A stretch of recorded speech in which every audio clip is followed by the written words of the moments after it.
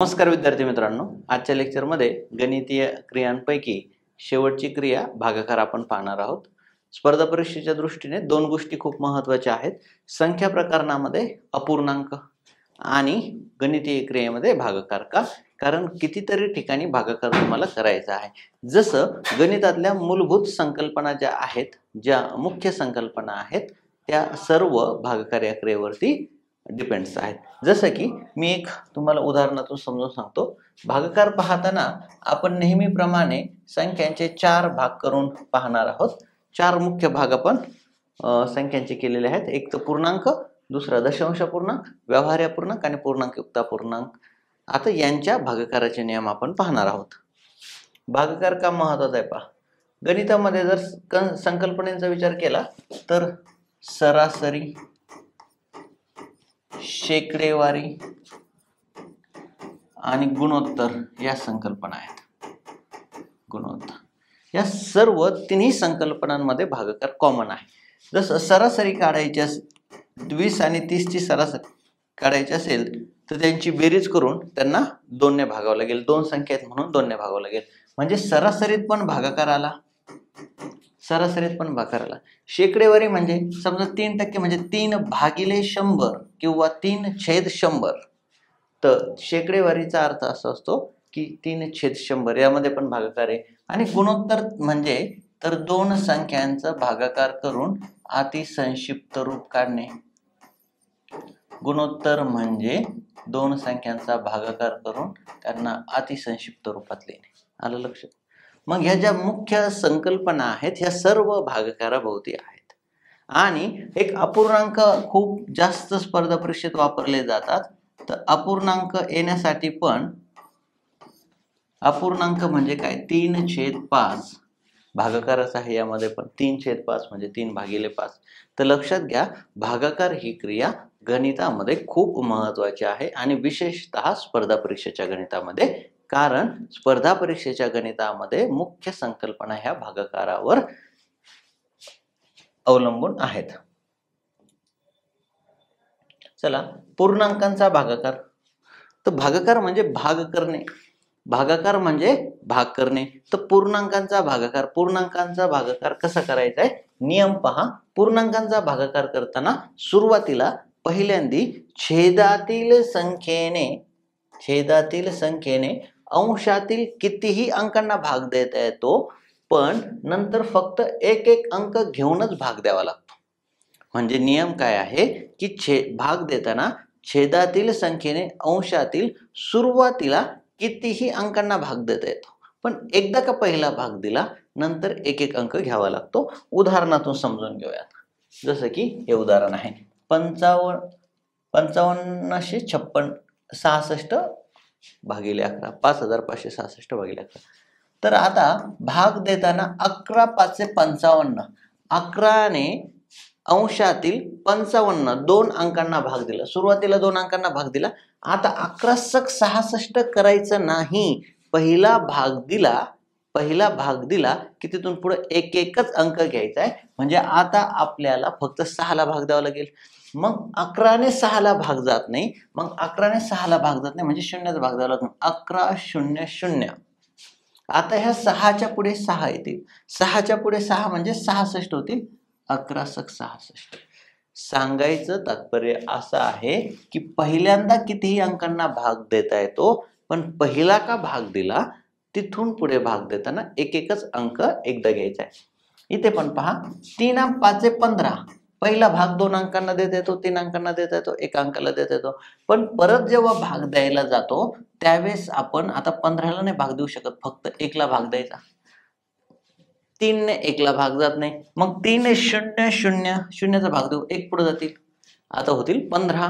3×5=15। बरेच जण इथं चुकवून ठेवतात, 55 करतात। 55 चुकीचं आहे, 505 बरोबर आहे। मग या भागाकाराचा अर्थ समजून घेऊ की नेमका भागाकार म्हणजे काय। तर त्याचा अर्थ असा होतो 15/3। 15चे 3 भाग केले तर काय होईल, 15चे 3 भाग केले तर 5चा 1 भाग मिळेल। 15चे 3 भाग केले तर 5 1 15 भागिले 3 म्हणजे 15चे 3 तुकडे केले तर काय होईल 5चा 1 भाग मिळेल.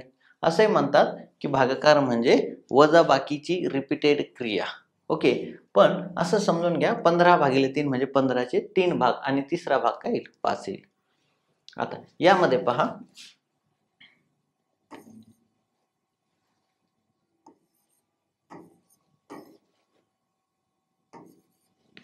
भागाकार करताना सुरुवातीला 3 ने 6 ला भाग 3 दुने 6 भागेल. आता 2 ला भाग जात नाही, 2 ला भाग जात नाही, मग भाग जात नसेल तेव्हा काय करायचं शून्याचा भाग द्यायचा 3 0 0 3 0 0. आता 2 च्या पुढे 4 येतील 3 8 24 याचं उत्तर काय येईल 208. म्हणजे 624 चे जर 3 भाग केले तर एक भाग असणार आहे 208 चा. 624 चे 3 भाग केले तर एक भाग असणार आहे 208 चा. कधीतरी असंही होईल 4 दुने 8 4 दुने 8 1 4 त्रिक 12 223 काय येईल याचं उत्तर येईल. म्हणजे 892 चे जर 4 भाग केले तर एक भाग 223 चा. मग 4 दुने 8 पूर्ण भाग जात होता, 4 दुने 8 एक उरला तर एक तो पुढे जाईल, मग 1 आणि 2 1 च्या पुढे येईल तर 12 होते. आलं लक्षात. मग 4 त्रिक 12 असं त्याचं उत्तर आहे. चला पुढचा नियम काय सांगतोय पहा. आता 5 ने 3 ला भागत जात नाही तर मग 5 0 0 5 0 0. मग आता भाग जात नाही म्हणजे काय करता येईल इथे दशांश चिन्ह घ्यायचं आणि इथे शून्य घ्यायचा. पहा इथे दशांश चिन्ह घ्यायचं आणि याच्या पुढे शून्य घ्यायचा 5 36 याचं उत्तर काय 5 36. जेव्हा भाग जात नसतो त्यावेळेला शून्याचा भाग द्यायचा आणि नंतर दशांश चिन्ह घेऊन शून्य घ्यायचा. इथे पहा आणखी कसं उदाहरण घेऊ.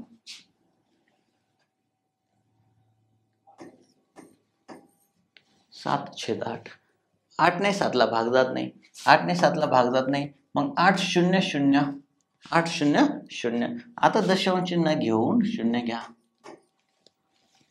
8 ही 64 8 ही 7 ही 56 8 हा 45 उत्तर येईल 0.875.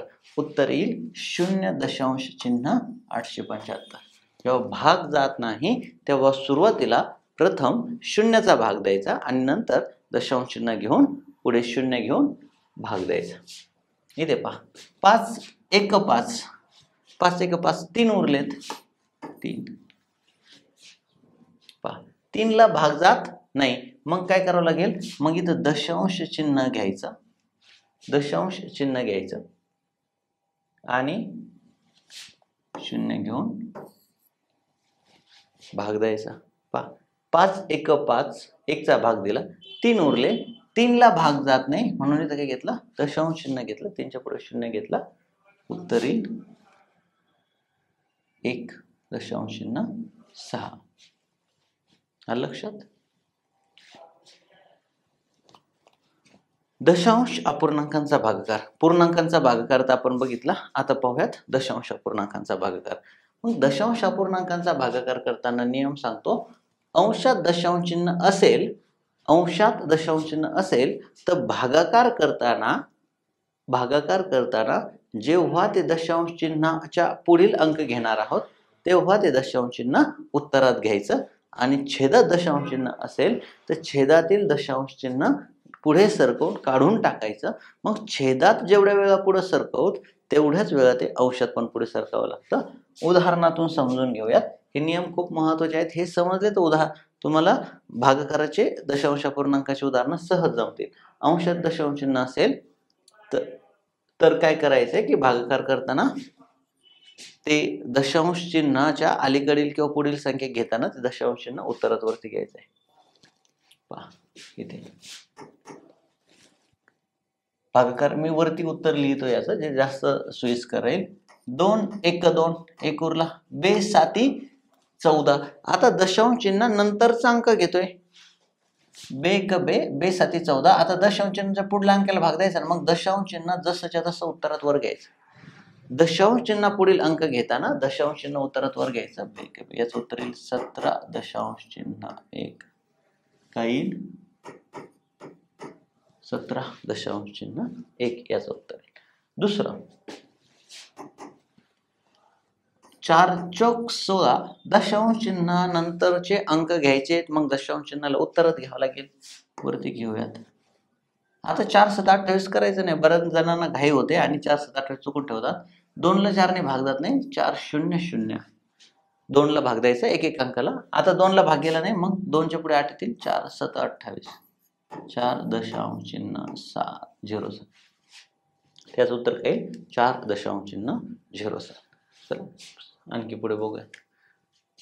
आता अंशात जेव्हा दशांश चिन्ह होतं तेव्हा भाग देताना दशांश चिन्ह पुढील अंक घेताना दशांश चिन्हाला वर उत्तरात घ्यायचो. पण इथं छेदात दशांश चिन्ह आलं. मला सांगा, तुम्ही 5चा पाडापाठ केलाय, 6चा केलाय, 7चा केलाय, 10चा, म्हणजे पूर्णांकांचे पाडेपाठ आहेत. मग पूर्णांकाने भाग देणं पण सोपं आहे. पण इथं दशांश अपूर्णांक आला तर 0.5 ची पट घेणं मुश्किल आहे. मग त्या केसमध्ये काय करायचं? छेदातील दशांश चिन्ह काढून टाकायचं. मग छेदातील दशांश चिन्ह काढून टाकताना दशांश चिन्ह पुढे सरकवायचं. 300 दशांश चिन्ह पुढे कसं सरकवायचं? हे दशांश चिन्ह एक घर पुढे सरकवायचं. मग छेदात दशांश चिन्ह एक घर पुढे सरकवलं की छेद पूर्णांक होतो. मग अंशात पण दशांश चिन्ह एक घर पुढे सरकावं लागेल. का? कारण छेदात दशांश चिन्ह जेवढं पुढे सरकवतो तेवढंच अंशात सरकवलं तर उत्तर बदलत नाही. जसं की 1/2 म्हणजे 1.0 2.0 असतं. 1.0 2.0.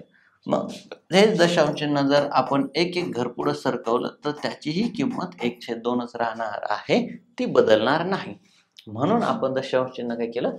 पुढे सरकवलं आणि छेदातील दशांश चिन्ह काढून छेदात पूर्णांक केला, जेणेकरून भागाकार करणं सोपं होईल. पहा, 5 30 5 दुने 10 दशांश चिन्ह वरती आणि 5 9 45 62.9 याचं उत्तर येईल.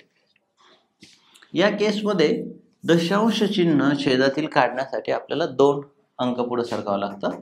2 अंक पुढे सरकावं लागतं. म्हणजे इथे येईल 2 अंक पुढे सरकलो. छेदात जर 2 अंक दशांश चिन्ह पुढे सरकलो तर अंशात पण सरकावं लागेल. मग अंशात 2 शून्य येतील. 2 चौक 8 2 0 0 1 ला भाग जात नाही. 2 0 0 1 च्या पुढे 0 येईल. 2 5 10 0 जसं 4050. याचा अर्थ 8100 चे जर 2 भाग केले, 8100 चे जर 2 भाग केले तर काय होणार आहे? 4050 एक भाग होणार आहे. मग याचं उत्तर येईल 4050. पुढे पहा. आता आपण बघितलं दशांश अपूर्णांकांचा भागाकार. दशांश अपूर्णांकाच्या भागाकाराचा नियम आहे की अंशात दशांश चिन्ह असेल तर दशांश चिन्ह नंतरचा अंक घेताना ते उत्तरात वरती घ्या. आणि दुसरं आपण बघितलं की छेदात दशांश चिन्ह असेल तर छेदातील दशांश चिन्ह पुढे सरकवून त्या संख्येतलं दशांश चिन्ह काढून तिला पूर्णांक बनवा. मग छेदातलं दशांश चिन्ह पुढे सरकताना आपण अंशात पण तेवढ्याच अंकाने तेवढेच घर दशांश चिन्ह पुढे सरकवतो. आता व्यवहारी अपूर्णांकांच्या भागाकाराचा नियम सांगतो की व्यवहारी अपूर्णांकांचा भागाकार करताना भागाकाराचे रूपांतर गुणाकारात करायचे. पण त्यासाठी जो दुसरा व्यवहारी अपूर्णांक आहे ना, त्याच्या अंश छेदाची अदलाबदल करायची. याचं रूपांतर करायचंय गुणाकारात. आता मला सांगा, भागाकाराच्या गुणाकार एकदम उलट क्रिया आहे की नाही? भागाकाराच्या गुणाकार एकदम उलट. म्हणजे जिथं भागाकार सांगितले तिथं आपण गुणाकार करतो, उलट क्रिया करतो. मग अंश छेदाची पण अदलाबदल करायची. 1/2 तर 2/1 करायचं. काय येईल याचं उत्तर?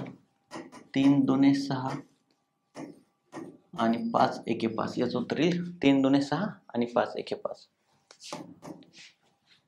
2/3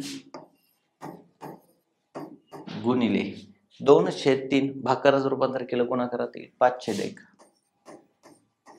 2/3 गुणिले 5/1 काय येईल? 10/3 याचं उत्तर येईल 10/3. 2/3 गुणिले 5/1 म्हणजे काय येईल? बेपंचे 10, 3 एक 3, 10/3. भागाकाराचं रूपांतर पुन्हा गुणाकारात केलं, अंश छेदाची अदलाबदल केली, असा हा नियम आहे. पुढे पहा.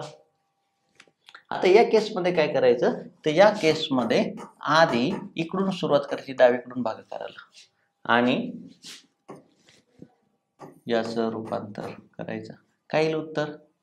5 एक 5, 4 एक 4, 5/4. परत भागाकाराचं रूपांतर गुणाकार 15/4 याचं उत्तर येईल. किती येईल उत्तर? 15/4. मग यामध्ये नेहमी डावीकडून, कुठून? डावीकडून उदाहरण सोडवत जायचं, उजवीकडून नाही, डावीकडून उदाहरण सोडवत जायचं, म्हणजे ते जास्त योग्य उत्तर येतं. पुढचा प्रश्न पहा. पूर्णांकयुक्त अपूर्णांकांचा भागाकार. आता पूर्णांकयुक्त अपूर्णांकांचा भागाकार करताना आपण त्याचं रूपांतर व्यवहारित करतो. व्यवहाराचा जो नियम बघितलाय तो नियम वापरायचा आणि भागाकार करायचा. पहा, याचं रूपांतर व्यवहारित करताना बेपंचे 10 आणि 11/2 गुणिले 5 त्रिक 15 आणि 16/5 होईल 5/16. 16/5 आपण रिव्हर्स करून काय होईल? 5/16. 11 5 55, 16 2 32. 11 5 55, 16 2 32. काही भाग जात नाही. चला, याचं रूपांतर करायचंय. याचं व्यवहारित रूपांतर करावं लागेल. 32 6 आणि 1 7/2. इथं भागिले करू, जसं तसं 2 एक 2, 3/2 भागिले 5 एक 5 आणि 6/5. आता 7/2 गुणिले 2/3 आणि याचं गुणिले परत काय होईल? 5/6. भागाकाराचं रूपांतर कशात केलं? गुणाकारात केलं. पहा, 7 दुने 14, बेत्रिक 6, किंवा 2 2 कॅन्सल, 7 5 35, 6 त्रिक 18. त्याचं उत्तर काय येईल? याचं उत्तर येईल 35/18. काय येईल याचं उत्तर? 35/18. पुढे पहा. रूपांतर करूयात. 5 चौक 20 आणि 21/5. भागाकाराचं रूपांतर गुणाकारात. 4 पंचे 20 आणि 21/4 होईल 4/21. 21 21 कॅन्सल, तर उत्तर काय येईल? 4/5. उत्तर येईल 4/5. भागाकार या क्रियेवर यापूर्वी परीक्षेला आलेले प्रश्न पाहूयात. पोलीस भरती आणि तलाठीचे जनरली प्रश्न आहेत, कारण भागाकार गुणाकार बेरीज वजाबाकी यावर जे प्रश्न येतात ते पोलीस भरती तलाठी सारख्या वर्ग 3 वर्ग 4च्या परीक्षांना येतात. तर पाहूयात. पहिला प्रश्न काय सांगतोय? 7 रुमालांची किंमत 56 रुपये आहे, तर 32 रुमालांची किंमत किती? 56 रुपये, 7 रुमालांची किंमत. मग 56ला 7 ने भागलं, 56चे 7 भाग केले, 56 7 रुमालांची किंमत आहे. 56चे 7 भाग केले तर एक भाग जो येणार आहे, एक भाग, तो म्हणजे एका रुमालाची किंमत येणार आहे, कारण 7 रुमाला आहेत, तर 56चे 7 भाग करू, 1/8. मग 8 रुपये एका रुमालाची किंमत येईल. तर त्यांनी विचारलं 32 रुमालांची किंमत किती? मग एका रुमालाची 8 रुपये, तर 8 गुणिले 32 रुमालांची किंमत 8 दुने 16. 8 दुने 16, 8 त्रिक 24 आणि 1 25. 8 दुने 16चे 6, 8 त्रिक 24 आणि 1 25. 256. काय उत्तर येईल याचं? 256 उत्तर. पुढचा प्रश्न पहा. एका शाळेत विद्यार्थी व शिक्षक यांची एकूण संख्या 1040 आहेत. एकूण आहेत 1040. एकूण आहेत 1040. त्या शाळेत प्रत्येक 15 विद्यार्थ्यांमागे एक शिक्षक असेल तर एकूण शिक्षकांची संख्या किती? आता पहा, 15 विद्यार्थ्यांमागे एक शिक्षक, याचा अर्थ 16 जणांचा गट केला. 16 जणांच्या गटामध्ये एक शिक्षक येईल. 16 जणांच्या गटामध्ये एक शिक्षक येईल. मग असे 16चे किती गट पडतात? कारण 15 मुलांमागे एक शिक्षक म्हणजे 16 जणांचा गट केला तर एक शिक्षक येईल. मग 1040 भागिले 16 करूयात. 1040 भागिले 16 करूयात. तर आपल्याला किती गट होतील लक्षात येईल. जेवढे गट होतील तेवढे शिक्षक येतील.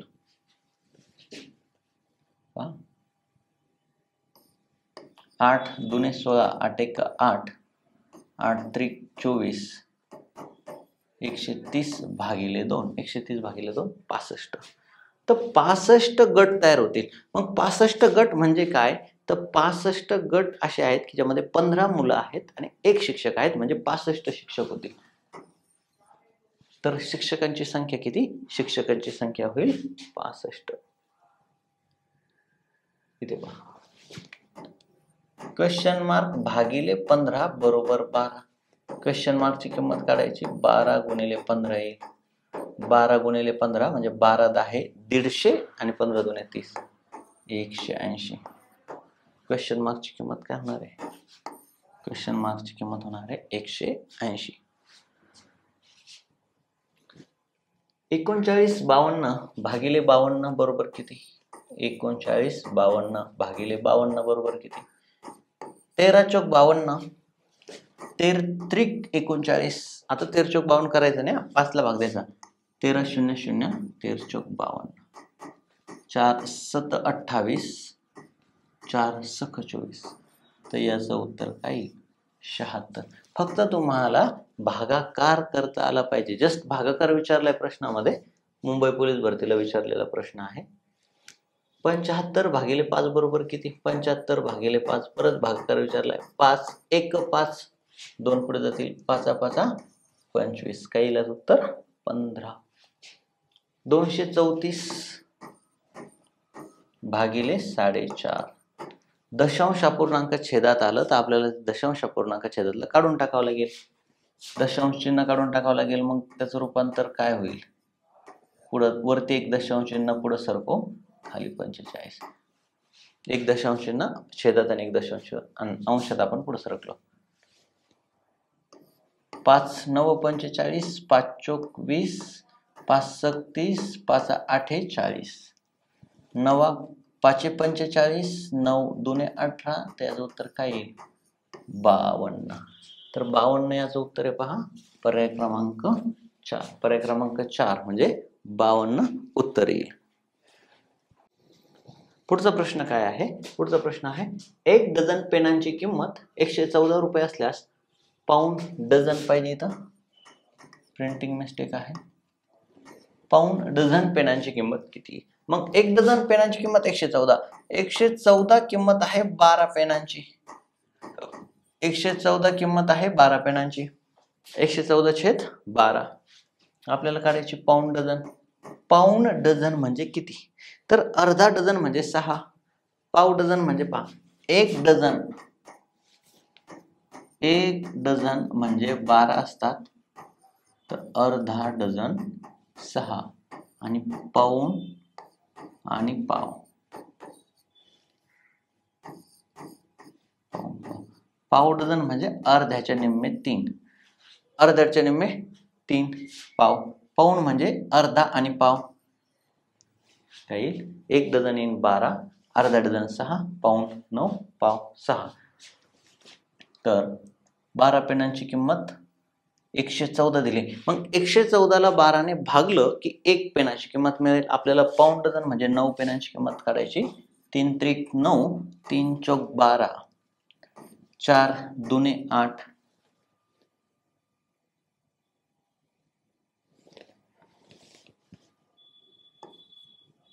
4 8 32, किंवा आपण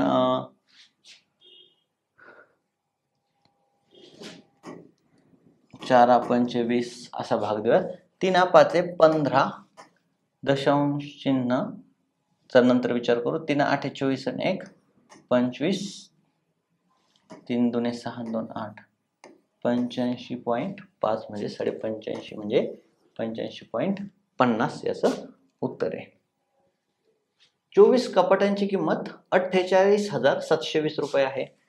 48,720, 48,720 24 कपाटांची किंमत आहे म्हणजे भागिले 24 गुणिले 1 कपाटाची किंमत म्हणजे बस 1, त्याला भाग दिला तरच तरीही आपल्याला 1 कपाटाची किंमत येणार आहे. 24 दुणे 48, 24 0 0 7 ला भाग जात नाही, 24 त्रिक 72, 0 जसाची तसा 2030. 1 कपाटाची किंमत किती 2030. का 24 कपाटांची जी किंमत दिली त्याला 24 ने भागलं का 1 कपाटाची किंमत येईल आणि 1 कपाटाची किंमत येईल 2030. 1 डझन आंबे रुपये 360. 360 रुपयाला 12 आंबे येतील. मग 360ला 12ने भागलं का एक आंब्याची किंमत मिळेल. तर 4 डझनची पेटी घेऊन समीरने 2 आंबे खाऊन पेटी आहे आंब्याची पेटी रमेशला दिली. तर रमेशकडे किती रुपयांचे आंबे आहेत. तर मला सांगा 360 रुपयाला 1 डझन म्हणजे एक आंब्याची किंमत 360 भागिले 12. 360 भागिले 12 म्हणजे एक आंब्याची किंमत. 4 डझन घेतले म्हणजे 12 चोक 48 आंबे घेतले. 48 मधले 2 आंबे खाल्ले. 48 मधले 2 आंबे खाल्ले आणि पेटी रमेशला दिली म्हणजे 46 आंबे रमेशला दिले. तर रमेशकडं किती रुपयांचे आंबे आहेत. तर एक आंबा आहे 30 रुपयाला. तर रमेशकडं 48 आंब्यांपैकी 2 खाऊन दिलेल्यानंतर 46 आंबे राहतील. तर गुणिले 46 शून्य जसाचे तसा 3 सक 18 3 चौक 12 1 13 1380 रुपयाचे आंबे रमेशकडे असतील. 1380 पर्याय क्रमांक 3. एका पोत्यात 35 किलोग्रॅम गहू होता. अशा 60 पोत्यातील गहू एकत्र केल्यास व 50 किलोग्रॅम वजन मावणाऱ्या पोत्यांमध्ये भरला तर सर्व गहू 50 किलोग्रॅमच्या किती पोत्यात भरला जाईल. 35 किलोग्रॅम गहू आहे. एका पोत्यात 35 किलोग्रॅम गहू आहे. असे 60 पोते आहेत. मग एकूण किती होईल. 35 गुणिले 60. 35 किलोग्रॅम गहू आहे एका पोत्यामध्ये. असे 60 पोते आहेत. मग एकूण गहू किती. 35 गुणिले 60. एकूण एवढा किलो गहू असणार आहे. कारण 35चं एक पोतं असे 60 पोते आहेत. 35चं एक पोतं असे 60 पोते आहेत. 50च्या पोत्यात भरला. 42 पोते भरतील. 50 किलोचे किती पोते भरतील. 42. पर्याय क्रमांक 1 याचं उत्तर आहे. 1200 लोक ज्यात कॅप्टन आणि जवान आहेत एका ट्रेनने प्रवास करतात. त्यात प्रत्येक 15 जवानांसाठी एक कॅप्टन आहे. तर याचा अर्थ परत आधी आपण उदाहरण बघितलं होतं. याचा अर्थ तसाच आहे की 15 जवानांमागे एक कॅप्टन म्हणजे 16 जणांचा एक गट आहे. असे किती गट होतात. 4 चौक 16 4 त्रिक 12 4 7 28 4 25 75 गट पडले ज्यामध्ये प्रत्येक गटात एक एक कॅप्टन आहे. मग 75 कॅप्टन व्हायला पाहिजे. किती कॅप्टन व्हायला पाहिजेत. 75 कॅप्टन व्हायला पाहिजेत. 14 मजुरांची मजुरी 70-56. 70-56 14 मजुरांची मजुरी.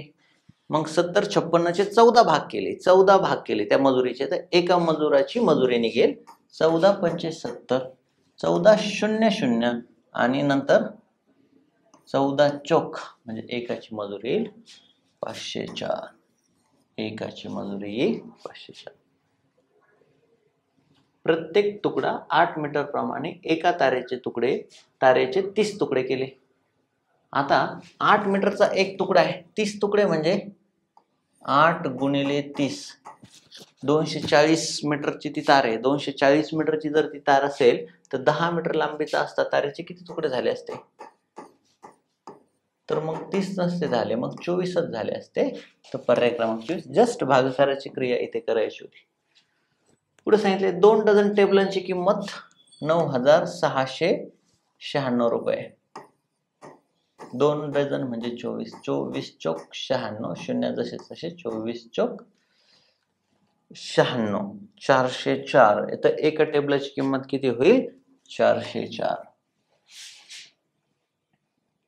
10 पुस्तकांची किंमत 55. तर 4 पुस्तकांची किंमत किती.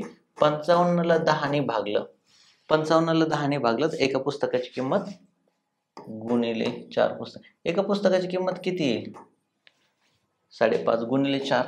5.5 दुने 11 11 दुने 22 म्हणजे 5.5 चौक 22 उत्तर पाहिजे. तर पर्याय क्रमांक 1 22 याचं उत्तर आहे. हाही प्रश्न यासारखा प्रश्न आपण बघितलाय. 910 रुपये 35 किलोचे. तर गव्हाच्या प्रति किलोग्रामचा दर काय.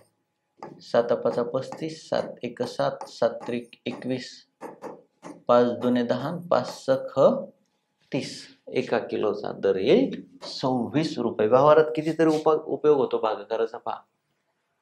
450 रुपये क्विंटल दराने 5 किलोग्रॅम गव्हाची किंमत 450 क्विंटल म्हणजे 100. 450 रुपये 100 किलोचा भाव आहे. 450 रुपये 100 किलोचा भाव आहे. तर विचारलंय 5 किलोचा भाव किती? 45 भागिले 2 म्हणजे 45च्या निम्मे 22.5. 45च्या निम्मे 22.5. पुढे सांगितलं एका चादरीची किंमत 40 रुपये. याप्रमाणे 28,000 रुपयामध्ये किती चादरी येतील? तर 28,000 भागिले 40. एकीची किंमत 40 आहे ना. 28,000 मध्ये 40 जर आपण घेतले तर किती चादरी येतील? याचे 28,000 भागिले 40 केलं. 4 7 28 700 चादरी येतील. 700 किती येतील? 700 चादरी येतील. पुढे 10.2 किलोग्रॅम गव्हाचे 17 समान भाग केले तर प्रत्येक भागातील गव्हाचे वजन किती? दशांश अपूर्णांकांचा भागाकार करण्यासाठी 17 ने पहा. 10 ला भाग जात नाही मग 17 0 0. दशांश चिन्ह पूर्णांक घ्यायचं. दशांश चिन्ह वर घेतलं. आता 2 येतील. 17 सख 102. तर 0.6 हे किलो मध्ये आहे ना. 0.6 किलो तर हे 0.6 ग्रॅम आहे. चुकीचं आहे. 0.6 किलो म्हणजे 600 ग्रॅम. 0.6 किलो बरेच जण चुकतात. 0.6 उतरला 0.1 करतात. नाही, 0.6 किलो म्हणजे ग्राम किती? 1 किलो म्हणजे 1000 ग्रॅम. 1 किलो म्हणजे 1000 ग्रॅम. मग 0.6 किलो म्हणजे 0.6 किलो म्हणजे 0.6 गुणिले 1000. 600 ग्रॅम. 600 ग्रॅमच उत्तर. पुढचा प्रश्न. 18 पेनांची किंमत 270 आहे तर 12 पेनांची किंमत किती? 270 ला 18 ने भागा. कारण ती 18 पेनांची किंमत आहे. 1 पेनाची किंमत येईल गुणिले जेवढ्या पेनांची विचारली तेवढ्या 12 पेनांची विचारली. 9 दुने 18 9 त्रिक 27. इथे 6 चा भाग जाईल. 30 तसेच राहतील. 180. 180 याचं उत्तर आहे. पहिल्याचं उत्तर 180. एक स्कूटर 5 लिटर पेट्रोलवर 280 किमी एवढे अंतर कापू शकते तर 224 किमी अंतर कापण्यासाठी किती पेट्रोल लागेल? पहा. 280 भागिले 5. एका लिटरला किती कापते? 5 5 25 5 36. एका लिटरला 56 किमी. तर आपल्याला असं 224 किमी अंतर कापायचंय. भागिले 56. 56 चोक 4 लिटर लागेल. जस्ट भागाकार करायचा होता. 280 ला 5 लिटर लागते. मग 280 ला 5 ने भागला तर एका लिटरला 56 किमी. एका लिटरला 56 किमी तर 224 ला 56 किमीचे किती भाग? 4. तर 4 लिटर पेट्रोल लागेल. एका बाटलीमध्ये 125 मिली दूध आहे. एक बाटलीमध्ये 125 मिली. असं 2.5 लिटर दूध भरण्यासाठी किती बाटल्या लागतील असा प्रश्न आहे. 2.5 लिटर दूध. 1 लिटर म्हणजे 1000 मिली. 1 लिटर म्हणजे 1000 मिली. मग 2.5 लिटर म्हणजे 2500 मिली. 2500 मिली. एका बाटलीत 125 मिली. एका बाटलीत 125 मिली. 125 दुने 250. सुरुवातीला किती अंकांना भाग देतो? 3 अंक घेऊन भाग दिला तरी जमतं. 0 जसाचे तसा. किती बाटल्या लागतील? 20 बाटल्या लागतील. समजते? अशा प्रकारे हे भागाकाराचे उदाहरण आहेत. पुढचा प्रश्न आहे 35 भागिले 100. तर जेव्हा 35 भागिले 100 आहे तेव्हा काय करायचं? तर हे 1 करण्याचा प्रयत्न करायचा. 35 भागिले 100. 35 भागिले 100 म्हणजे खाली छेदात 1 ठेवण्याचा प्रयत्न करायचा. म्हणजे 2 दशांश चिन्ह अलीकडे सरकावं लागतंय. तर उत्तरात पण 2 दशांश चिन्ह अलीकडे सरकावं लागेल. मी इथे काय केलंय? छेदात 2 दशांश घर अलीकडे सरकले. दशांश चिन्ह 2 घर अलीकडे सरकतो तर अंशात पण सरकावं लागेल. दुसरा एखादा प्रश्न असेल.